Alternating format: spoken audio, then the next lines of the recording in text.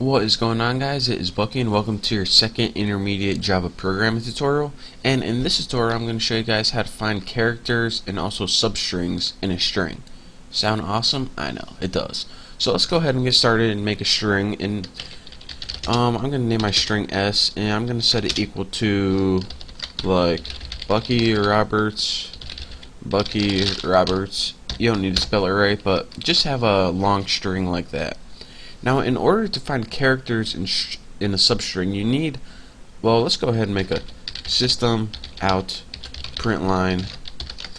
And what you need to do is you need to write what string you want to search on, and I want to search this string right here, S. And now you need to call a method called index of. And as your parameter, you write what character do you want to search for. And I'm going to go ahead and write K in there. And I'm going to run this, and you guys are going to see what happens. As you see, it gives us the result 3 right here. So what exactly did index of do? Well, it said index of K, so that pretty much means search for the first instance of K. So you know that this begins with 0, like everything on your computer.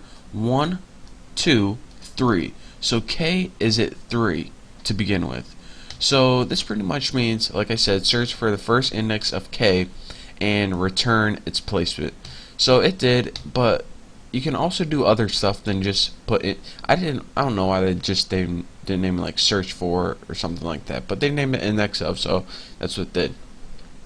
And aside from one parameter, you can also have another parameter. And this other parameter, if I put like 5 or something, this is a starting point. So what you're telling index of in this method is, alright, search for the first index of K, but ignore the first 5 right here. So 0, 1, 2, 3, 4, 5. So this isn't even going to look at these at all. It's going to hop right to 5 and start here and start searching right there. So if we go ahead and run this now, instead of 3 or whatever, it now has 15. So if you count over 15, then this is the next K right here. So you have an optional starting point to search, but you know that isn't really used as often. And if you guys are wondering, alright, what happens if I give it a parameter that isn't in there at all, like X? Now X isn't in Bucky Roberts at all, so let's go ahead and search for this, and what happens is it gives you a -1 or a false result. So now we know how to use index of. And another cool thing we can do is look for substrings in the same way.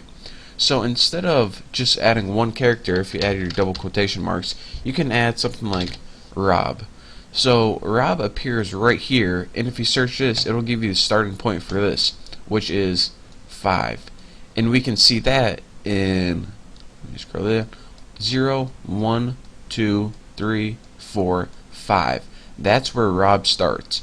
Now, just like before, we can give it an optional starting point of like 10 or something, and let's see what happens right there. 10, run that baby, okay, 17. So why did we get 17? Just to clarify one more time.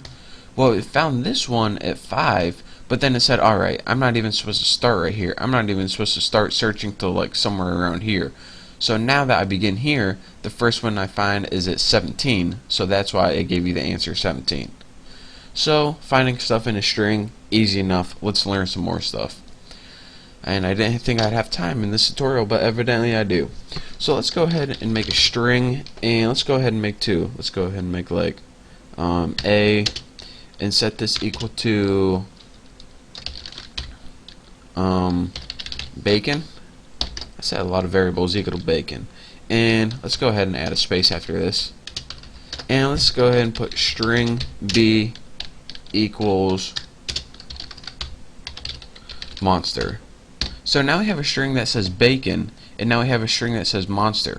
Now oftentimes we have a, let's go ahead and just make a system out println right here.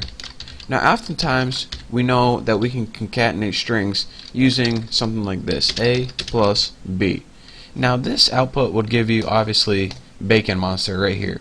But what if you had a program where you didn't know what the strings were yet, or if you didn't want to concatenate them just this way?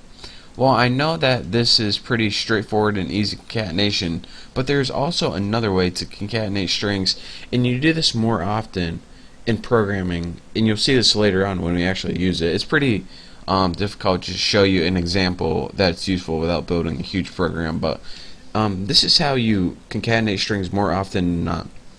You go ahead and put the string name, which is A, and put concat, which pretty much means join this with another one, and as your parameter you write the string you want to join it to, and I'm going to write B right there. And now if I run this, we get bacon monster, just like that. So what it does is it takes this string as a parameter and sticks it on the end of this string. And yes, I did remember to put a space this time, so it just didn't say, you know, that would even work right there if you ran that. Bacon monster, just one word. Easy enough. So now that we even covered that, let's go ahead and learn some more stuff. We can keep that right there. Now let me teach you guys about something called replace. Now this is, you can use this to replace, let's see, what can I replace? Well, let's go ahead and put A. That won't really work. I can't really change any of these words easily, but anyways, here's what the basic concept is.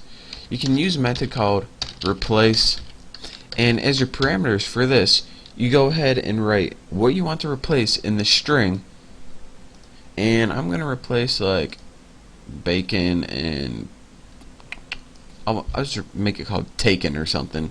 So let's go ahead and replace the capital B, and we want to replace it with a F. So now if we go ahead and run this, we see bacon now turns into fakin, just like that. Again, I couldn't come up with anything funny, or else I would, but I mean, you can't really turn bacon into anything easily, but I tried. Now aside from this replace, we also got two more methods, and that's to uppercase and to lowercase. So let's go ahead and take B and put to uppercase, just like that. And now it takes no parameters, and instead it just changes everything to uppercase. So let's go ahead and output this, and as you can see, my little monster now turned into big monster. And this is useful when you're writing to a database and you want everything consistent, since you know some people type their names in all lowercase or all capitals. You usually want to change it in the database to all capitals or all lowercase. So yeah, that's it pretty much. Or if you are like I said, you can change the first character, now that you know how to do that, to lowercase, or I mean to uppercase, and the rest to lowercase. That will add some consistency if they're like filling out a form or something. And the last thing I want to come over, or excuse me, go over, is this trim method right here. Now, if a user enters a bunch of spaces and you don't want that to happen, let's go ahead and see what happens when we output. It outputs that bunch of spaces too, since it's part of the string. But oftentimes you want to get rid of that bunch of spaces, or those bunch of spaces, whatever. I'm not grammatically correct, but who the heck cares? And all you have to do is write trim. In this trim method, as you can see, it removes any white space or spaces pretty much. So let's go ahead and save this. And as you can see, my monster with a bunch of spaces right here now turned into a monster with no spaces at all. So that's pretty much all the string methods I'm going to be going over. There's more, but I mean, you guys don't really want to sit here and watch me go over all these string methods, or you'll grow old. So in the next tutorial, I'm probably going to be going over recursion. Now everyone thinks recursion is so confusing, but I'm going to make it really easy for you guys. Give it a quick 1-2, and you guys are going to love me. So thank you guys for watching. Don't forget to subscribe, and I will see you then.